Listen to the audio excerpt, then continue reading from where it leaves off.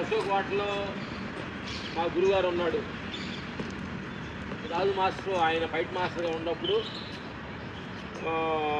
మేము ఫైటర్గా ఉన్న అసిస్టెంట్ అప్పుడు 35 years అప్పుడు ఈ హోటల్కి వచ్చాం. ఆ తర్వాత మేము ఇప్పుడు వచ్చాం. ఆయన మా గురుగారు లేదు, ఆయన దేహాన్ని రిజెక్ట్ చేశాడు.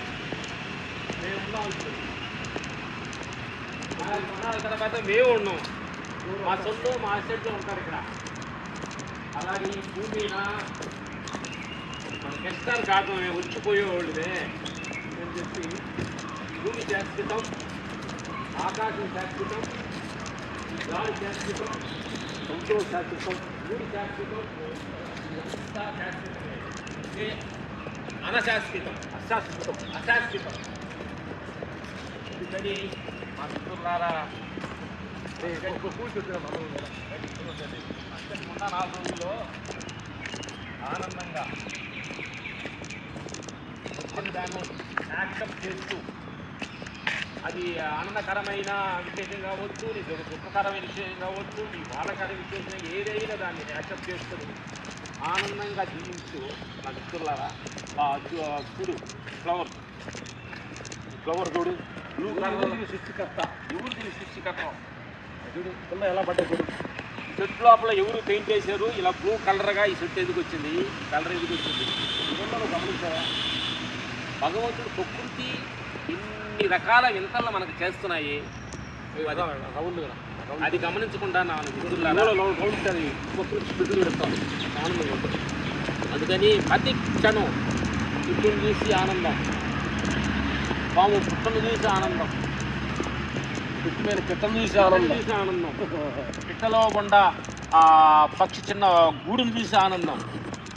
ఆ సమయం ఋతులు వచ్చిన సమయంలో పిట్ట గూడు కొట్టుకుంటుంది. అలాగే నా మిత్రులారా ప్రతి క్షణం ఏంటంటే మన పిట్ట దగ్గర నేర్చుకోవాలంటే దానికి గుడ్డులు పెట్టే సమయం వచ్చినప్పుడు కరెక్ట్గా దాన్ని ముందుగా గమనించి ఎక్కడెక్కడో పుల్లలో గడ్డి అది కొంచెం గూడులాగా పెట్టుకొని ఆ ఋతువు సమయాన్ని కరెక్ట్గా గుడ్లు పెట్టి పిల్లల పొల్లల గూడు కట్టుకోదు.